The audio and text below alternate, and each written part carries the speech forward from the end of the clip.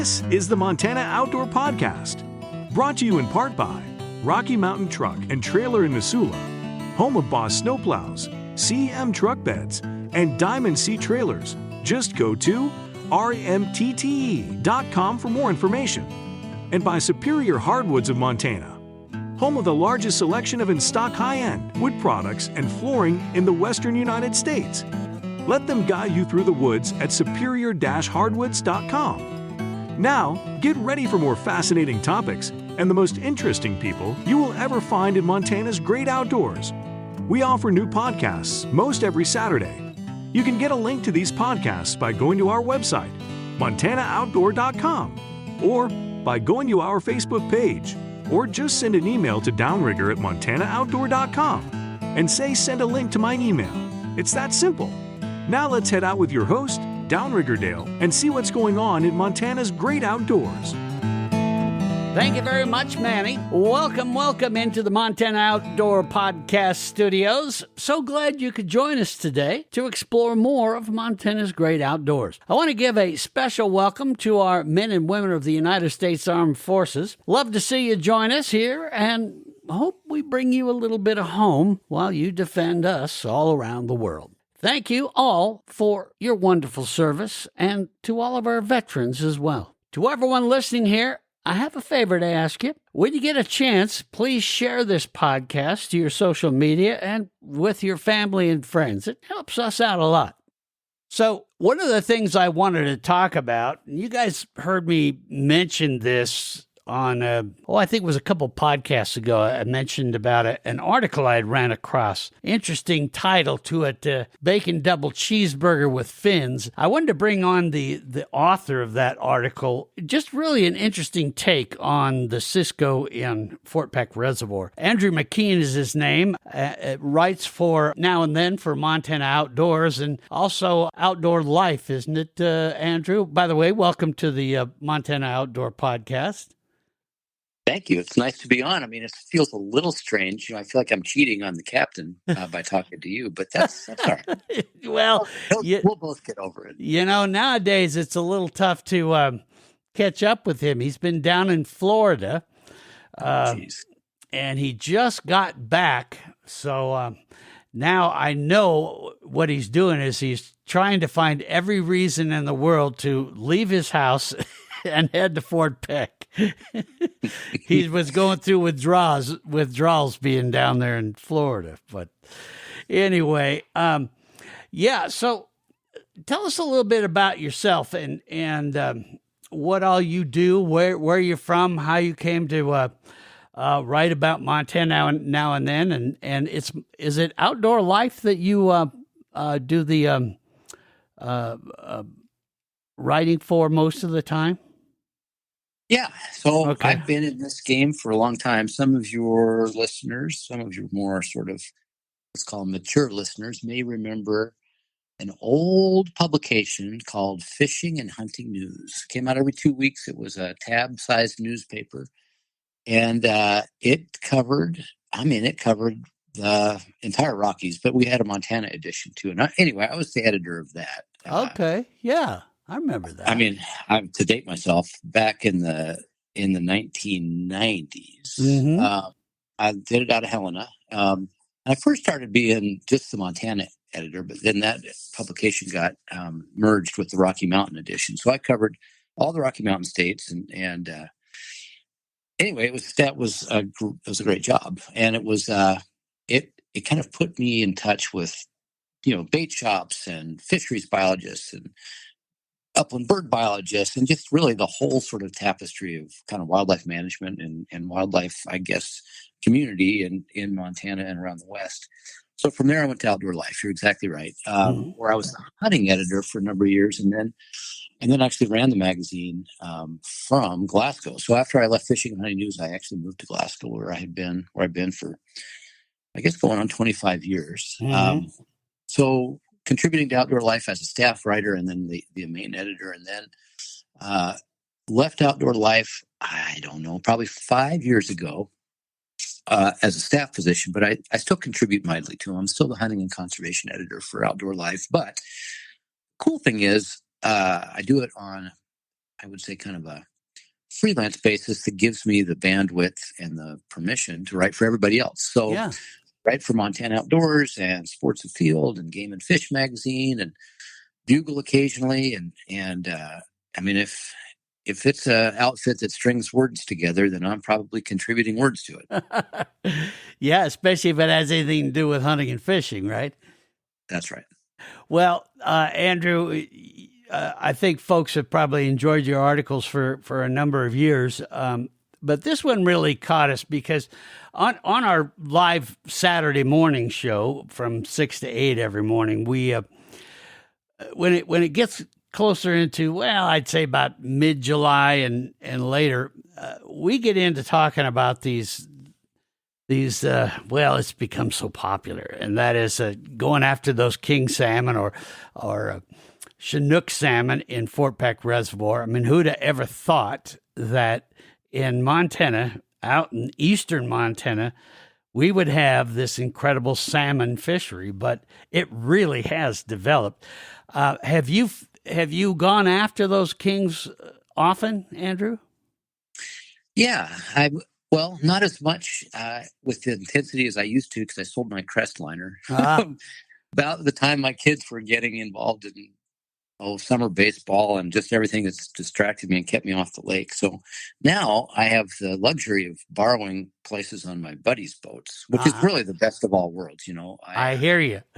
I bring my sense of humor and perspective, and sometimes adult beverages, and they just take me fishing, and so you can't beat that. So yeah, I fish Chinooks probably 4 or 5 times a year. Mm-hmm.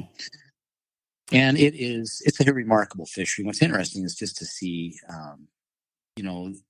it's just to see the lake fill up with a wholly different kind of angler once the early reports start coming in, and a lot of that's thanks to your show. But it is a draw there's a huge contingent from Wyoming and even Colorado that comes up here. Yeah. Minnesota and across the Dakotas. So yeah, it's become a true destination fishery. Mm-hmm. Yeah, and not just for the kings, but even the walleye. Now, I have heard that Fort Peck Reservoir ranks up in the top 5 in the world for a walleye fishery. I don't know what your thoughts are on it. I know you cover a lot of different waterways, but it's a pretty amazing walleye fishery as well, isn't it? It is. One of the interesting things about Fort Peck from a fisheries participation or angler participation standpoint is, it's an all-season reservoir. Through with all of the attention through the ice, obviously, and then it's certainly become a destination for trophy walleye, and that's a little bit of, I think, the perspective I wanted to bring with the story that you referred to, which is kind of an origin story, a little bit about how did Fort Peck get to produce trophy class fish. Yeah, and that's what I want to talk to you about today, is that because so many people, and I suppose maybe people are realizing it now, but the Cisco has really kind of become the heartbeat of that reservoir, or the stomach, or whatever you want to use. That fish has really taken that reservoir to that world-class level. And so talk a bit about what made you think about the Cisco and decide to do this deep dive into it and come to the realization that a Cisco is a double bacon cheeseburger with fins. I think the origin of it is I was talking to the fisheries manager and fisheries biologist here in Region 6 about anniversaries. I can't remember how we got on the topic, but somebody had mentioned that we were coming up on the 40th anniversary of the Cisco introduction into Fort Peck, and on top of that was the recognition, or somebody mentioned that actually Chinook salmon were planted in Fort Peck a year before the Cisco. So I started kind of peeling back the years a little bit and thinking back on that time of the life of the reservoir. And how it's changed so much. And so I guess it was sort of that time peg with the anniversary coming up, or the anniversary just passed rather. It was really the reason I wanted to write the story this year, but it's actually been one that's been on my mind really since the early days of me being here in Glasgow. So I came up here just as the Fort Peck Fish Hatchery was being kind of debated and planned. And then I worked for Fish, Wildlife, and Parks during the days when the hatchery was actually funded and then built. And so, a lot of the Fort Peck fisheries management I've just paid close attention to it, not only as a former FWP employee, but somebody who covers fishing and hunting nationally. It's just a really interesting story. And I think it's one that when we enjoy the bounty of Fort Peck, we don't always think about how it got here. So that was the intention of the story, was like I say, to kind of peel back the layers a little bit and talk about what the reservoir was before the introduction of this new forage base, and then how the fishery responded. And I guess to put a point on it too, I can't imagine a future where we introduce another forage species to, especially a non-native forage species, to a managed fishery. We talk all the time about illegal introductions and bucket biology and people moving fish around into different systems where they don't belong, and the downstream negative effects of that. But this was one that was thoughtfully done and then executed by Fish, Wildlife, and Parks itself. And I just think those days are behind us. Yeah. It really was just that perfect match that came about. And of course, there was a lot more than just, hey, I wonder if this will work. They did their homework. Of course, the biologist you're referring to is Heath Headley, who we've had on this podcast many times. And I think he's just done a phenomenal job there. But give us, when you did this research, give us a little history on the Cisco as far as when it entered the scene, and then what did you find as far as, were there immediate results that started to happen, or did this take a long time for the Cisco to become that main food source for the game fish? Yeah, good questions. I'll answer that a little bit backwards, maybe talking about what Fort Peck was before the arrival of the Cisco. And it was kind of a boom and bust fishery, in the sense of, like, its walleye were not recognized as particularly trophy class fish. We had a fair stocking program, although nothing like it is now with the Fort Peck Fish Hatchery. But what we had is a series of reservoir declines when shoreline vegetation was left high and dry, and so we'd have a number of year classes when there was really not much of that shoreline forage. And the predators, northern pike and walleye, but especially walleye, really responded to that negatively by getting kind of skinny and easy to catch. And I remember early on when we got here up here to Glasgow and I'd fish, there was kind of a whole couple of year classes of those kind of emaciated, big-headed, small, skinny walleye. That were, you could catch a lot of them, but they weren't necessarily that satisfying from an angling perspective. But then you'd had the opposite effect when you'd have good water years and that shoreline vegetation would be inundated with rising water. So, that just sparks the whole food chain with, water covering up all that shoreline vegetation. So you've got a lot of nutrition and then a lot of hiding cover for the little zooplankton that the little fish are feeding on, and the bigger fish are coming shallow to feed on the little fish. And you could have good, in fact, even I'd say great years. And even fishing from shore, that was one of the things I noticed. I think I still had my big lake boat at the time, but you could have fairly good fishing just casting spinners and spoons from shore with fair-sized walleye. But just to cast back a little bit further, so that defined a lot of Fort Peck for a lot of years. Kind of like, you could go and have a fair day of fishing, but you weren't necessarily targeting, tournament winning fish or, wall hangers. And so, I think you want to say something. No, go ahead. So into that stepped the fisheries managers, who were looking around at actually at other lakes, especially and reservoirs in the Missouri River system. So they were looking downstream into North Dakota at Sakakawea and Oahe, where North Dakota Game and Fish had experimented with a forage a forage species, a forage base that was doing a pretty good job of growing some bigger walleye. And what was kind of interesting, what North Dakota had settled on was rainbow smelt. And, it's kind of a northern Great Lakes type of a bait fish. And they did okay with it, but smelt have this habit of making spawning runs in the springtime. And so what would happen often is if they had a high water year, the smelt would, maybe make a big spawning run up the Missouri River, the headwaters of either Oahe or Sakakawea.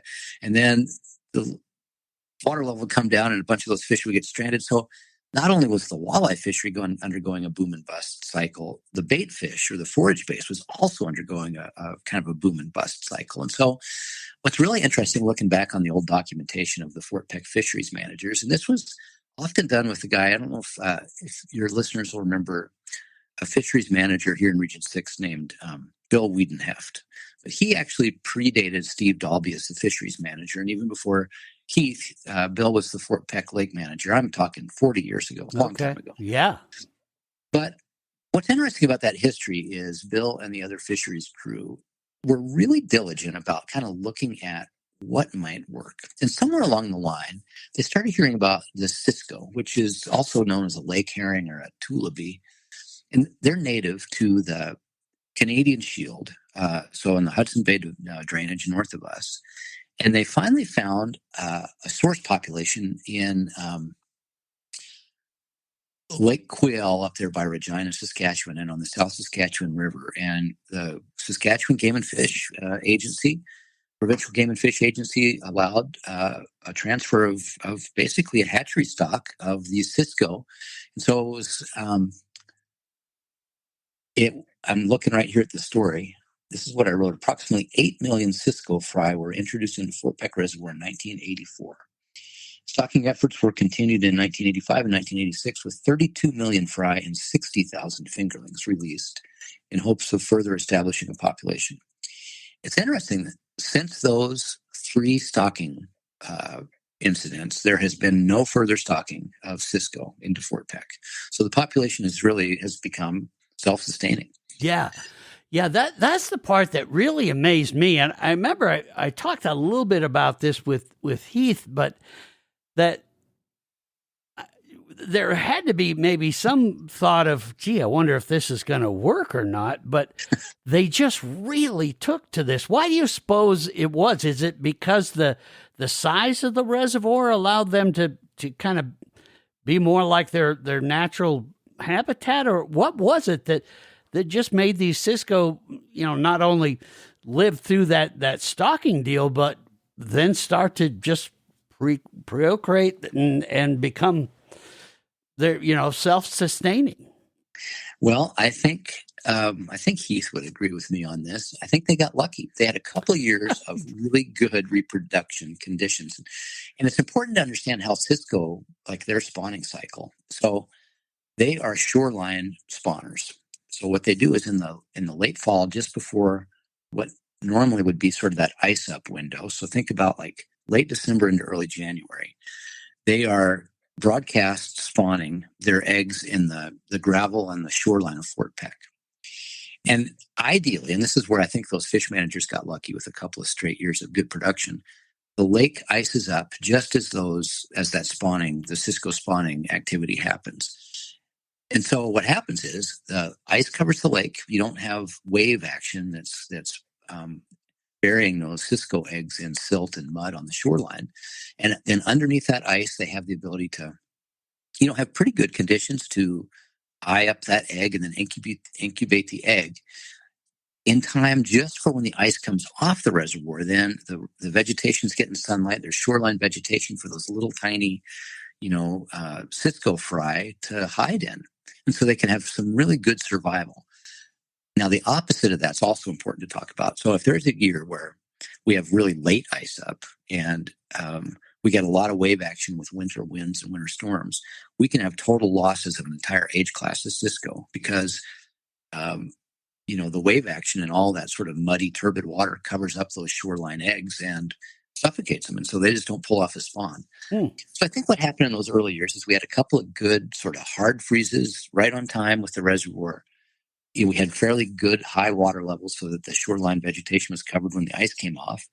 And bingo, we had a strong year class, maybe a couple of years classes that could then have enough Cisco in the system that they could survive a bad spawn.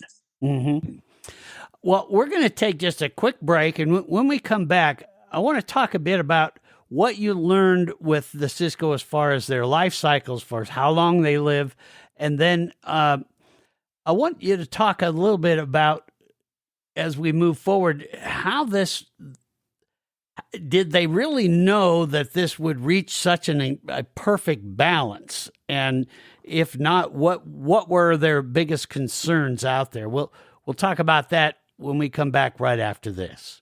Here on the Montana Outdoor Podcast, we talk about doing fun stuff out here in Montana's great outdoors. Now, we don't bring up work, and we for sure don't talk about taxes. Well, that is until now. But hey, don't worry.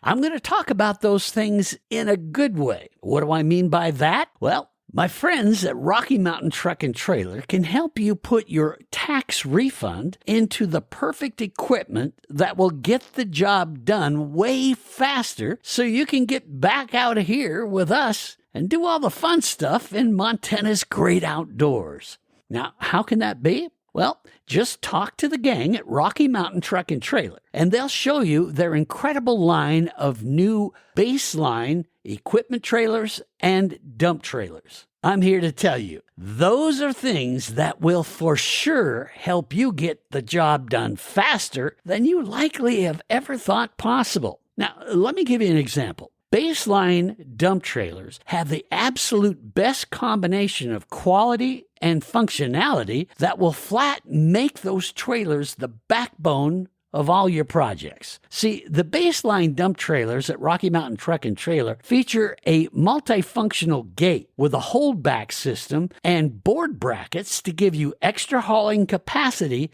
and stability. And like I said, it's a dump trailer, so whether you're clearing debris, hauling gravel, or managing construction tasks, when you get to where you're going, you just turn it on, dump the load, and before you know it, you're heading to your favorite lake, river, or stream. And that's just one example of how my friends at Rocky Mountain Truck and Trailer can help you increase your productivity and make your workday go a whole lot smoother and faster. So go see your baseline dealer. It's Rocky Mountain Truck and Trailer. They have inventory in stock right now for purchase. So go see them today. That's Rocky Mountain Truck and Trailer in Missoula, Montana at 5680 Expressway. Or just give them a call, 406-549-4243. Or you can go see their whole inventory online at rmtte.com.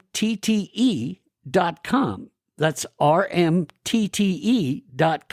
Do it today because, hey, we miss you out here. It's time to come fishing.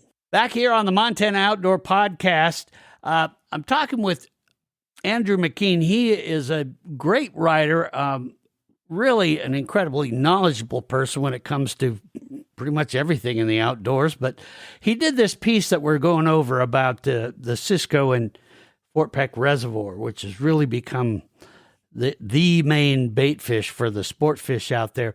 So did you find out when you were learning about this Cisco, how long does the average Cisco live? I think they're fairly long-lived fish. I don't know that I have a specific answer to that. That's definitely Heath Headley territory. But, 5 to 8 years is what I would probably say. Mm-hmm. And part of the reason for that is, and we'll talk more about this as we go on, but, they tend to occupy cold water habitat. So they can be kind of slow growing. Their metabolism's a little bit slower.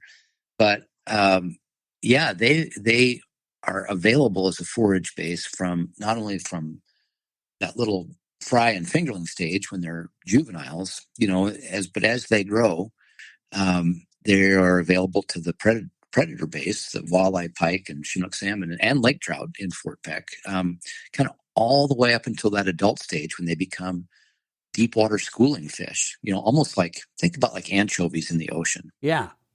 Yeah, that's kind of what they remind me of is something like that. So with that longer life cycle, then If one of those spawning years happens, like you mentioned before the break, of where it might wipe out that whole spawning year, that isn't going to end the whole life cycle of the Cisco and the lake totally. So once they're established, they can survive a few of those disastrous years, I would assume then. Yeah, that's right. Yeah. There's something interesting, though, in terms of their kind of availability to those predator fish. And this is something that Heath stressed, and that is one of the reasons you see kind of a stratification or like a real separation of sizes of walleye in Fort Peck. With a lot of smaller ones, not necessarily a lot of the, I would say 12 to 15 inches, but then a good and satisfying number of those really big trophy-sized fish. Actually has to do with Cisco size and availability. So if you think about a walleye, let's just say that we can, replace that with any of those other predator fish, but a walleye is going to take advantage of a fish that can fit in its mouth, right? That it can actually catch and eat. Right. And so, you've got those smaller Cisco, the juvenile Cisco, that are available for lots of different sized fish. But then if you've got good escape habitat and that Cisco gets to be, let's say, a 4 to 5 inch fish, all of a sudden, that 12 to 15 inch walleye can't eat that. It's escaped that sort of predation moment. And so that walleye is going to have to find some other forage base to sustain itself. And that's where I think it's important to think about kind of the rest of the forage base of Fort Peck. We've got spot-tail shiners, we've got juvenile perch and juvenile crappie in the upper part of the reservoir. And there's still quite a bit of other bait fish available for a walleye. But that Cisco, when it outgrows that juvenile walleye, kind of has it made for a little bit until it gets out into that open water and joins sort of the rest of the schooling fish. And that's really what we've seen. And we'll talk more about this, I'm sure, of the movement of those bigger predator fish, walleye, lake trout, northern pike, and Chinook salmon out into that deep water habitat of Fort Peck, where it's kind of like finding a needle in a haystack. But when you find them, you have the opportunity to catch the fish of a lifetime. Right. And that's the thing that really caught me in this story when I was reading it, is so often, and when I'm talking with fishermen, we're out there going deep for those big kings in the summer, and it's become a pretty regular occurrence now where, we're sitting around at the watering hole at the end of a long day of salmon fishing, and there's always somebody that says, boy, I couldn't believe that I caught this beautiful walleye way out there in the deep. That doesn't happen, but that is happening more and more. And you address that a bit in this article. Talk about that. Yeah, you bet. We're going to be kept company, Dale. I got the old Burlington Northern Santa Fe coming right through my office. So, oh boy, here we go. That's okay. Maybe it's, it just reminds you of, that commerce continues to move. That's right. That's kind of peaceful, yes. It is. Well, it's peaceful until you have to get across the tracks. Yeah, it really has changed sort of the nature of the fishery in a pretty profound way. So if you go back to thinking about what I talked about before the break of the pre-Cisco kind of fishery, it was lots of fish oriented to the shoreline, which is where the bait fish is and some of that aquatic habitat that, the bait fish and the predator fish were hitting. And so, you didn't have to have a gigantic lake boat to necessarily get into fish. It was a little bit more of a kind of an everyman sort of fishery. Mm-hmm. But what happened with the introduction of the Cisco, and especially like the pulling out into deep water of the predator fish chasing those schools of Cisco, is now you've got these fish that really are findable mostly with good electronics and the ability to get deep, either with jigging or with deep running crankbaits or even downriggers and flashers and hoochies and all that stuff to get into those fish. So it's become a much more technical, I would say, sort of like sophisticated fishery. That's not necessarily for the weekend, landlubber, but for somebody who's really got the ability to get out after those fish. But the reward is exactly what you're talking about with some of those salmon anglers is just like in the ocean with, following schools of herring or anchovies, these predators are moving in concert with the schools of bait fish, and are out there in that deep water. And when they get hungry, they just swim into the school and grab one or more, and then go back down and kind of hang out near them. What's actually kind of interesting, I was just talking to some bass guys down in Missouri where I was this past week fishing, and one of the things that they've noticed in their big reservoirs where they've got open water bait fish is a lot of times the bass will use the schools of bait fish for shade, believe it or not, in those hot days. Really? And, yeah, and I'm wondering after these guys said these were bass tournament anglers who were telling me about this, I started wondering if that ever happens in Fort Peck. My sense is not as much because the Cisco are down sort of below the thermocline where light doesn't necessarily penetrate as well. And so I have to think that the shade or the notion of getting out of the sun is not as big a deal as it might be in a more shallow Midwestern reservoir. But anyway, it was just kind of an oddity I thought I would mention. Yeah. But the idea about this is, if you want to find these predators, first find the bait fish, and then you might not always see them on your electronics, but fish to the school of Cisco, and you are likely to catch an outsized northern pike or lake trout or salmon or walleye. Mm-hmm. Yeah, and that's something that I think we've learned in fishing for these big Chinook salmon is look for those big bait balls because those Cisco it's pretty amazing. When you're looking at your fish finder and you see these just big balls and you're going, wow, there's a lot of them. Well, it makes total sense that if I was a big hungry fish, that would be the perfect place to be, is just lay underneath them and go up and grab them as you go along. So you would expect that out of a salmon and out of a lake trout, but now we're seeing these walleye getting out there and that. Do you feel that we're witnessing a kind of an adaptation with the walleye where we're going to see more and more of those trophy fish move to the deep? That's a really good question. I think we're seeing it already, and I don't know if we're on a continuum where it's going to get, we're going to see bigger fish increasingly in that deeper water, or whether we've sort of plateaued at what we can expect. But I think one of the interesting things is anytime you think about salmon in Fort Peck or that deep water, cold water habitat, you're thinking about just geographically or on the lake itself, the water right behind the dam out to about York Island. So the deep original Missouri River channel, and maybe a little bit of the big dry arm channel where it comes into the main lake. But what is cool about Cisco, and one of the things that Heath was talking about, is the biologists have found them all over the lake. So they predominate in that deep water habitat, but you could just as easily find them up the main lake arm at Hell Creek or at, around the bend, by Fourchette Bay. They can be almost anywhere. They tend to follow that thermocline though. So if you're using your electronics and can find that break between water temperature striation, that's where you're going to start to see the Cisco. But I think that's kind of exciting, is it's not just in that, I don't know what you'd say, 5,000 acres of water right behind the dam. It's more widespread than that. Exactly right. In fact, what we've noticed is earlier in the salmon season, if there is such a thing, I guess there kind of is, we will go further down the lake away from the dam, and you'll see a lot of those. Like you were saying, doesn't matter where you go. If the depth is there, the temperature change is there, the Cisco are there.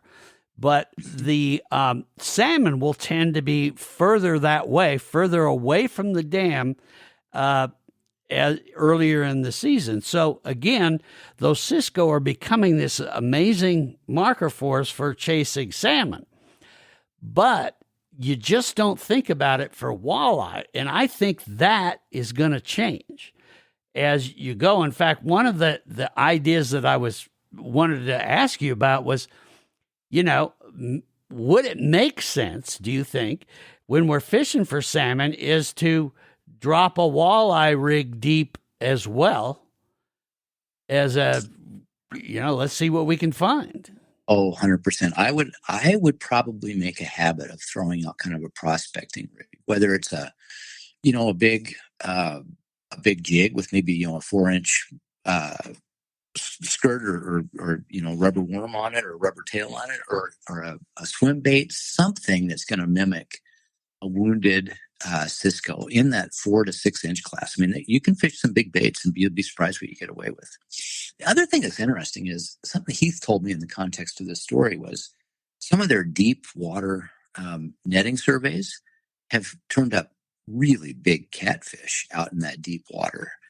And it's sort of an open question whether those catfish are also keying in on the Cisco or just what. But you wouldn't think you would find, No, 10 to 15 pound channel catfish out there in 200 feet of water, but they do. I'll be danged.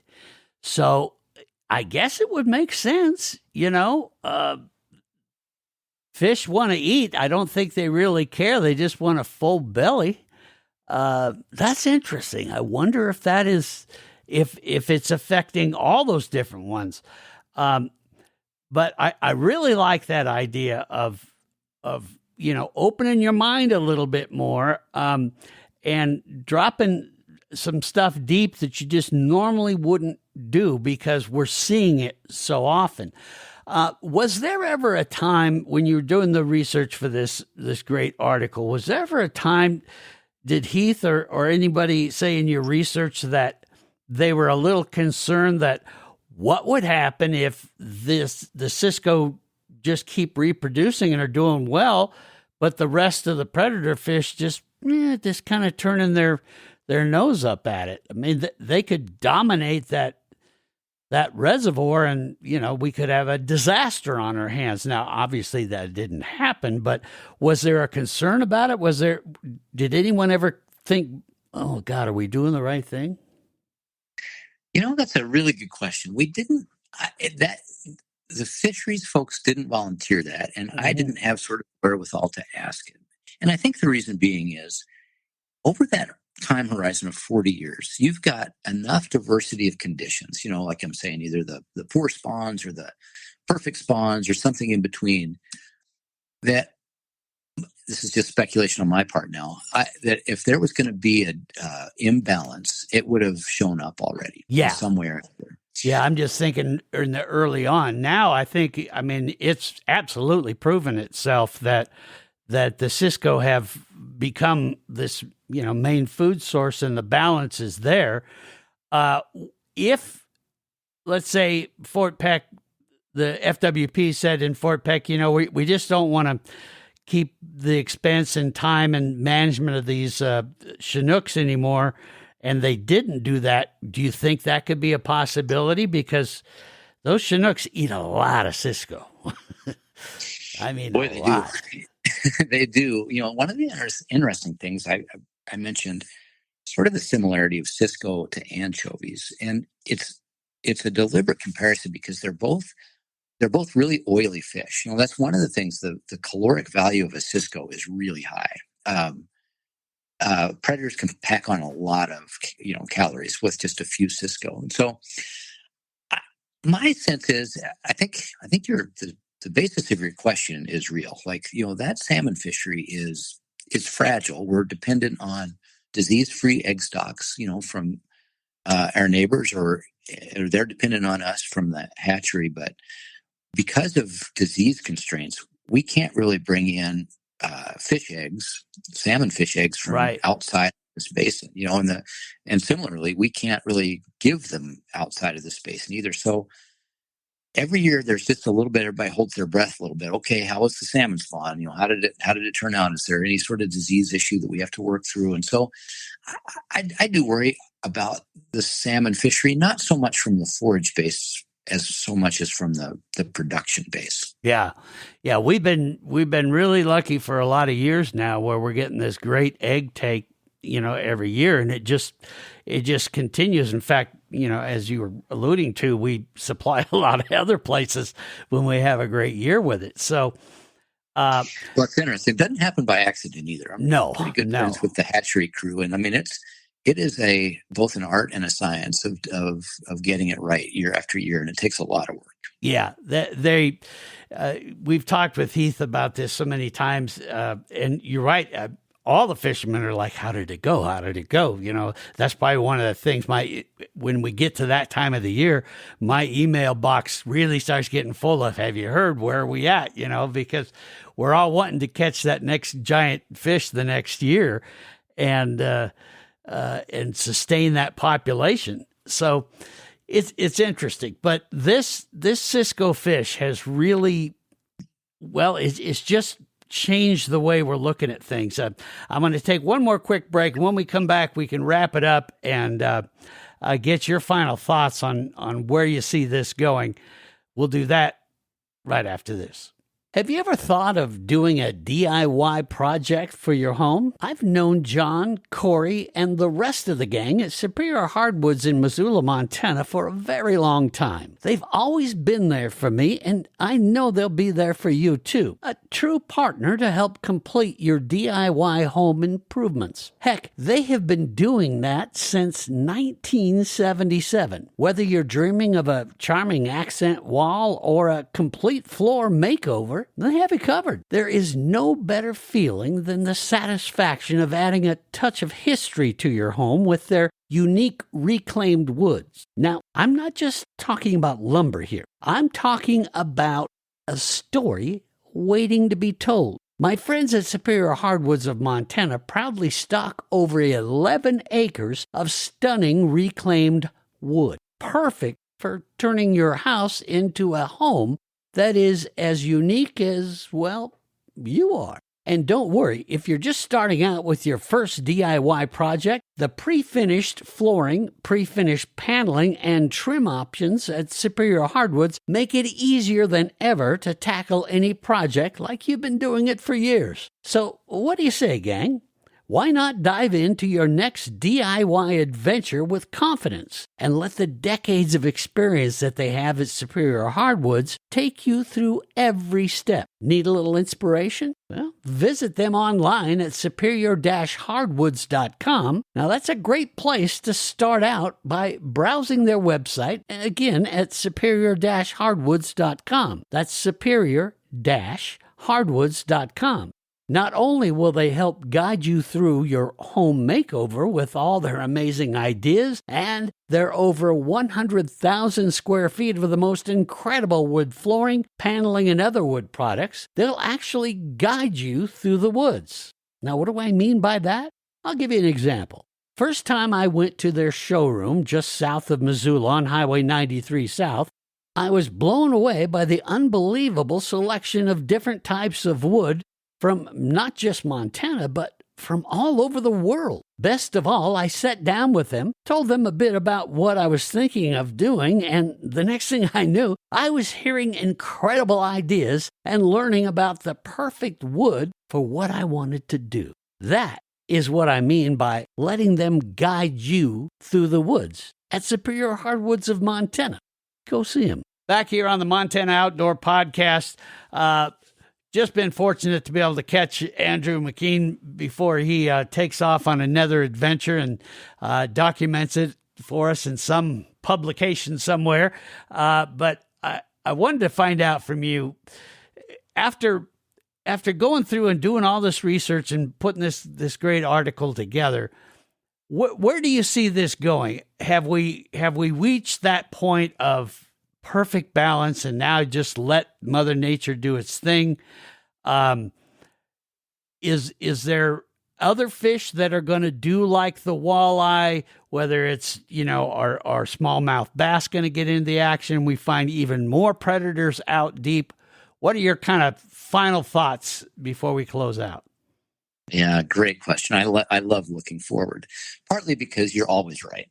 Yeah. with future casting, I think a couple of thoughts. One, I'm glad you mentioned smallmouth bass. I have maintained for a number of years that is the most overlooked trophy fishery in Fort Peck. And I agree. the bass folks have got that dialed in, but I think from a, walleye anglers to transition to smallmouth, I think we're just at the dawn of that sort of realization of just how good that bass fishing is. My sense is, and Heath and the fisheries crew didn't really mention smallmouth moving out into that open water.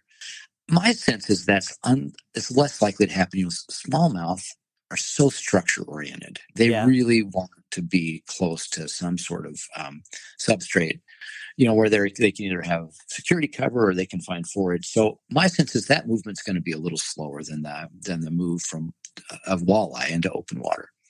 The surprising one to me is northern pike. A big is an ambush predator, and in so much of my experience with them, they use vegetation much more than a walleye does. Walleye with those great big eyes uses the differential between clear and turbid water to do their ambushing or low light conditions.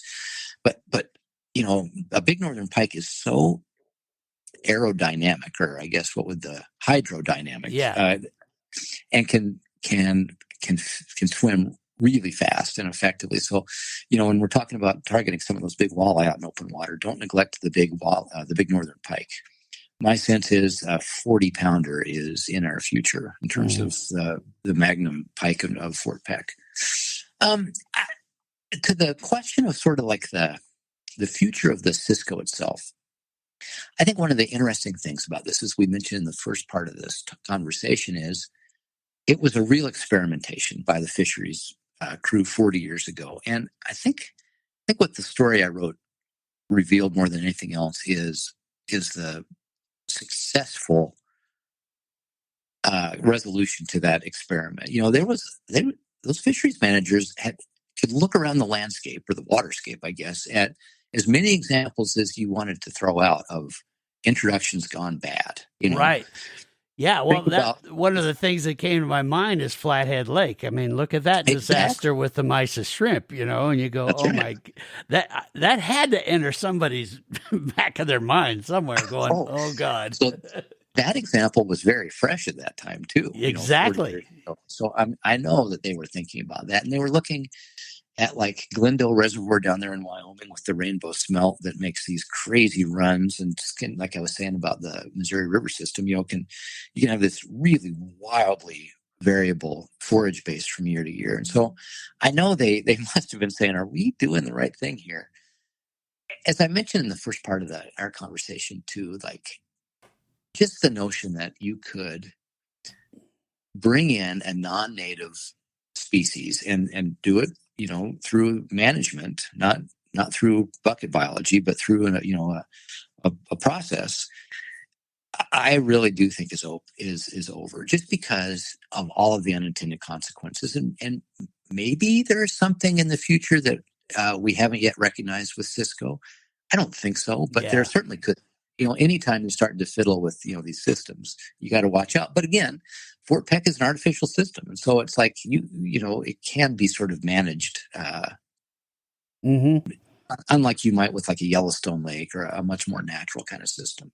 Yeah, it really is. And what's amazing here is you've got all this great timeline to establish. So I agree with you. I think if there was something adverse effect that Cisco were going to have, it would have happened a long time ago. But now here we are. But what's exciting to me is that we may see this continue to evolve, like you were saying, and see even bigger walleye, even bigger pike, those kind of things. And I'm not going to count out the smallmouth, because we are seeing some huge smallmouth coming out of Fort Peck. Even through the ice now, we're seeing these great size smallies coming out of there. So that's kind of exciting. And if you've ever thought, well, gee, it was kind of a neat thing to go experience Fort Peck, it's a reason to keep coming back, because you never know what's down there. That's right. And I would say, as terms of a kind of a final thought, as much as the composition of the fisheries can kind of change, based on hatchery production or bait fish production, the big engines at Fort Peck remain water level. As long as we have water, we're going to have a good fishery. It's when we start to see those years like we saw in the late 80s. And then the early 2000s, where we've got year after year of like reduced level. And so that we're kind of going down to a base pool. That's when we really start to see constraints on the fishery. But boy, if we can have good water years, and the perfect storm for Fort Peck is incremental raising that keeps inundating just a fresh new layer, maybe 3 to 4 feet of vegetation, every month or two. And that's what really is the engine that drives so much of Fort Peck's productivity. Mm-hmm. Well, Andrew, I can't thank you enough for spending all this time with me today, because this has just been a great discussion. And look for this guy's name.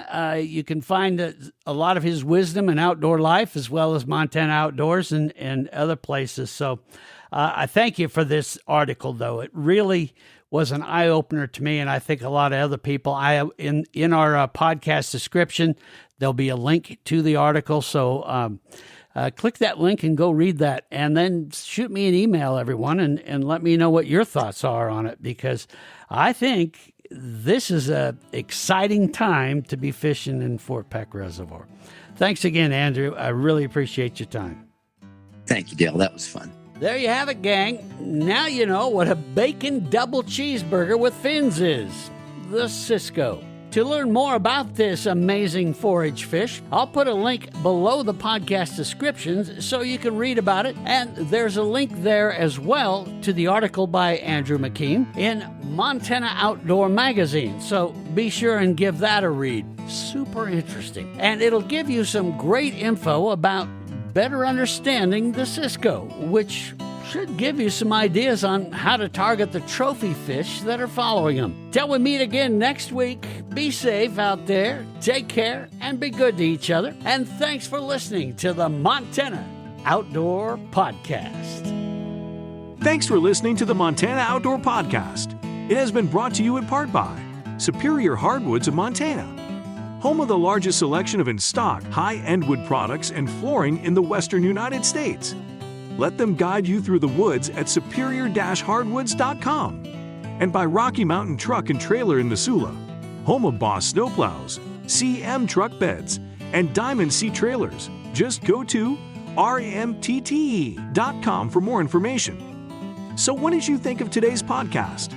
Send your questions and comments to Downrigger at montanooutdoor.com. We should be dropping a new podcast this next Saturday. Until then, we will see you soon out in Montana's great outdoors.